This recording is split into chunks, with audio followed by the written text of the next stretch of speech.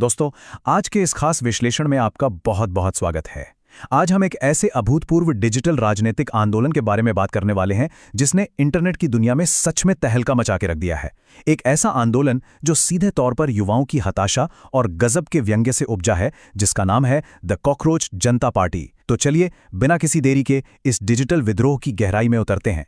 आज हम जिन मुख्य बिंदुओं पर चर्चा करेंगे वो हैं, पहला, the spark of digital dissent, दूसरा, रिक्लेमिंग द कॉकरोच आइडेंटिटी, तीसरा, मीम्स वर्सेस ट्रेडिशनल कैंपेन्स, चौथा, द 5-point अकाउंटेबिलिटी मैनिफेस्टो और पांचवा, फ्रॉम सटायर टू सेंसरशिप। तो चलिए सबसे पहले शुरू करते हैं भाग 1, the spark of digital dissent. आप जरा उस पल के बारे में सोचिए जहां से ये सब शुरू हुआ। सुप्रीम कोर्ट में एक सुनवाई के दौरान कॉकरोच और परजीवी जैसे शब्दों का इस्तेमाल किया गया। अब हालांकि मुख्य न्यायाधीश ने यह स्पष्ट किया था कि ये टिप्पणी फर्जी डिग्रियों के सहारे पेशों में घुसने वालों के लिए थी, लेकिन सिस्टम से पहले ही हार चुके लाखों बेरोजगार युवाओं ने इसे कैसे लिया? उन्होंने इसे अपने रोजमर्रा के संघर्ष और अपनी बेरोजगारी पर एक सीधा तंज माना। उन्हें लगा कि मानो उन्हें ही निशाना बनाया जा रहा है। और इस गुस्से का नतीजा क्या निकला? एक ऐसा चौंकाने वाला आंकड़ा जो किसी का भी दिमाग हिला दे, 10.6 मिलियन। जी हां, 16 मई को अमेरिका की बॉस्टन यूनिवर्सिटी में पब्लिक रिलेशंस की पढ़ाई कर रहे छात्र अभिजीत डिपके ने इंस्टाग्राम पर इस पार्टी की शुरुआत की, और देखते ही देखते महज कुछ ही दिनों में इसके फॉलोअर्स की संख्या 1,06,00,000 के पार पहुंच गई। ये कोई मामूली बात नहीं है। आगे बढ़ते हैं हमारे दूसरे हिस्से की तरफ, रिक्लेमिंग द कॉकरोच आइडेंटिटी। आपको जानकर हैरानी होगी कि इस पार्टी की पूरी नींव ही गहरी विडंबना और व्यंग पर टिकी है। अब इसमें शामिल होने की शर्तें ही सुन लीजिए। पहला, आपका घोर बेरोजगार होना, दूसरा, चरम आलस्य, तीसरा, क्रॉनिकली ऑनलाइन यानी दिन रात इंटरनेट पर चिपके रहने की लत, और चौथा, पेशेवर तरीके से अपनी भड़ास निकालना। मतलब हताश युवाओं ने इन नेगेटिव लेबल्स को सहर्ष अपना बैज ऑफ ऑनर बना लिया और एक ऐसा मजबूत ऑनलाइन समुदाय खड़ा कर दिया जिसे तोड़ना अब बहुत मुश्किल है। इस पूरी मानसिकता को समझने के लिए पार्टी के संस्थापक का ये नजरिया देखिए। वो कहते हैं, अगर युवाओं को अपनी बात पहुंचाने के लिए कॉकरोच बनना पड़े तो हम इस पहचान को अपनाते हैं। आप देख रहे हैं, ये सिर्फ एक लाइन नहीं है, बल्कि एक बहुत ही गहरा भावनात्मक जुड़ाव है। ये उन युवाओं का गुस्सा है जो सिस्टम द्वारा खुद को अनदेखा महसूस कर रहे थे। कॉकरोच कहलाने की इस ठेस ने उन्हें एक ऐसा मंच दिया जहां वो डंके की चोट पर कह सकें कि हाँ, हम हैं और हम सवाल पूछेंगे। अब जब भी कोई डिजिटल मूवमेंट इतनी तेजी से वायरल होता है तो अक्सर विदेशी बॉट्स के आरोप लगने लगते हैं, है ना? लेकिन यहां डेटा कुछ और ही कहानी बयां कर रहा है। 94.7% फॉलोअर्स सीधे भारत से हैं। ये साफ साबित करता है कि ये कोई विदेशी प्रोपेगेंडा नहीं है, बल्कि भारत के युवाओं का अपना एकदम ऑथेंटिक और घर में पनपा डिजिटल आंदोलन है। तो अब आते हैं तीसरे सेक्शन पर, मीम्स वर्सेस ट्रेडिशनल कैंपेन्स।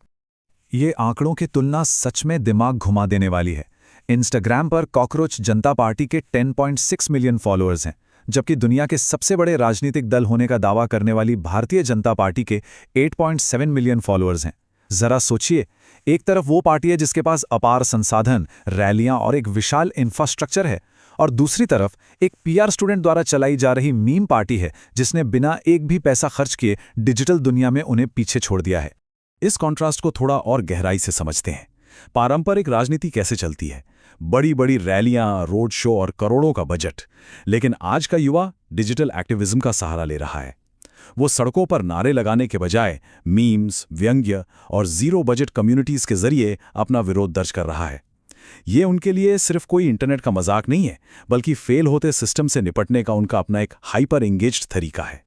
और इनकी रणनीति का सबसे बेहतरीन उदाहरण तो इनका नारा ही है, सेक्युलर, सोशलिस्ट, डेमोक्रेटिक और लेजी, यानी धर्मनिरपेक्ष, समाजवादी, लोकतंत्रात्मक और आलसी।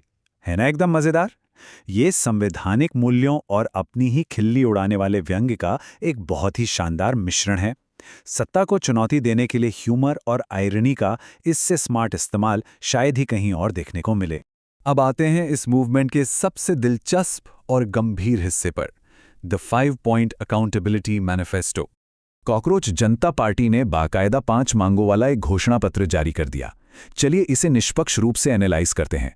पहला, रिटायरमेंट के बाद किसी भी मुख्य न्यायाधीश को राज्यसभा की सीट नहीं मिलेगी। ये सीधा न्यायिक जवाबदेही पर टारगेट है।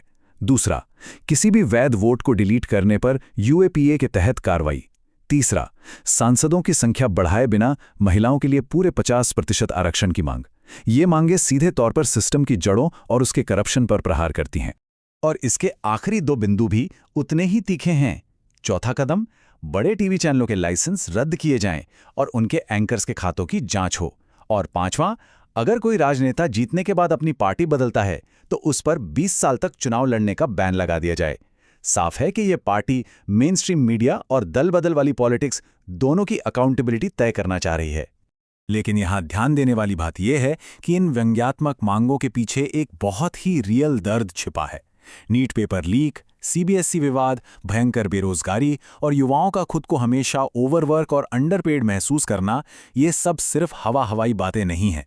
ये घोषणा पत्र उन मीम्स के पीछे छिपी युवाओं की उस हताशा और व्यक्तिगत वास्तविकता को सबके सामने लाकर रख देता है।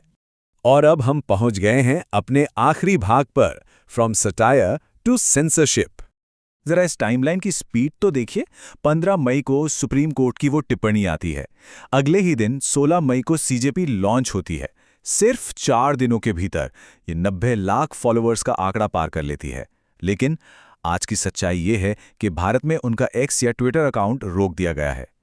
एक वायरल मीम आइडिया से लेकर असल जिंदगी के गंभीर डिजिटल प्रतिबंधों तक का ये सफर कितनी तेजी से तय हुआ है, ये वाकई हैरान करने वाला है। अकाउंट बैन होने के बाद संस्थापक अभिजीत डिपके की ये प्रतिक्रिया देखिए, जो इस आंदोलन के एक बिल्कुल नए चरण को दर्शाती है।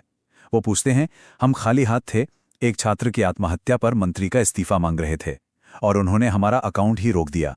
लोकतंत्र कहाँ है? दोस्तों, ये वो पॉइंट है जहां एक इंटरनेट जोक असल दुनिया की सेंसरशिप और सत्ता के साथ सीधे टकराव में बदल जाता है। तो इन सब बातों के बाद हम किस नतीजे पर पहुंचते हैं? अंत में ये पूरा मामला हमारे सामने एक बहुत ही गहरा सवाल छोड़ जाता है। क्या कॉकरोच जनता पार्टी इंटरनेट का सिर्फ कुछ दिनों का एक और वायरल ट्रेंड है जिसे कल सब भूल जाएंगे, या फिर ये युवाओं के नेतृत्व वाली एक नए युग की डिजिटल राजनीति का ब्लूप्रिंट है जो पारंपरिक सत्ता के ढांचों को हमेशा के लिए बदल कर रख देगा? आपको क्या लगता है? इस पर जरूर विचार कीजिएगा। आज के इस विश्लेषण में हमारे साथ जुड़ने के लिए आपका बहुत बहुत धन्यवाद।